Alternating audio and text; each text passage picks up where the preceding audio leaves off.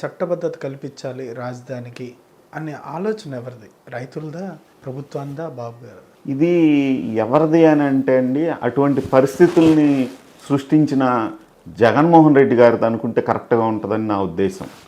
జగన్మోహన్ రెడ్డి గారి అటువంటి ఒక వ్యక్తి భావిక తరాలని, భవిష్యత్తుని, అదేవిధంగా ఆంధ్రప్రదేశ్ యొక్క భవిష్యత్తుని తాకట్టు పెట్టే విధంగా, నష్టం చేసే విధంగా ఒక రాజకీయ నాయకుడు పుడతాడు, ఒక రాజకీయ నాయకుడు ముఖ్యమంత్రి అయితే ఇలా వ్యవహరిస్తారని ఆ రోజు మరి అంబేద్కర్ గారు అనుకొని ఉండరు.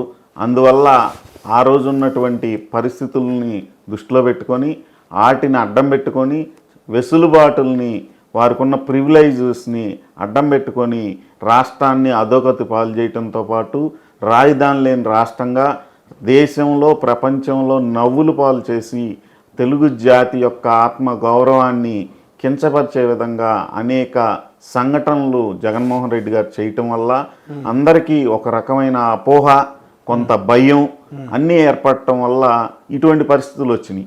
ఈ పరిస్థితుల్లో మరి ముఖ్యంగా రైతులందరం కూడా మేము వెళ్ళి చంద్రబాబు గారిని రిక్వెస్ట్ చేయటం జరిగింది. దీనికి ఈసారి ఇప్పుడు ప్రభుత్వం వచ్చిన తర్వాత వెంటనే మమ్మల్ని పిలిచి మాట్లాడారు. ఎందుకంటే మేము 5 సంవత్సరాలు ఎటువంటి ఇబ్బందులు పడింది ఏంటి అనేది ప్రత్యక్షంగా చూశారు.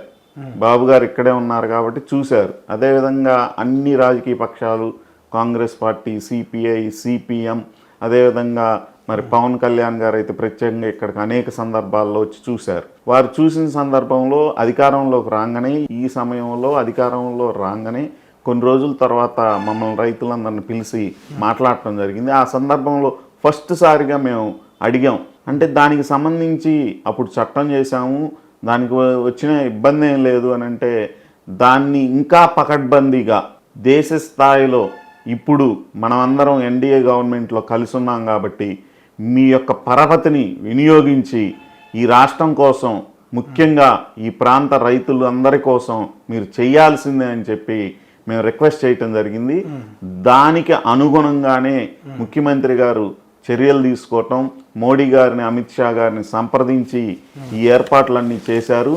అందువల్లనే నిన్న లోక్సభలో, ఇవాళ రాజ్యసభలో ఈ తీర్మానం ఆమోదం పొందటం జరిగింది.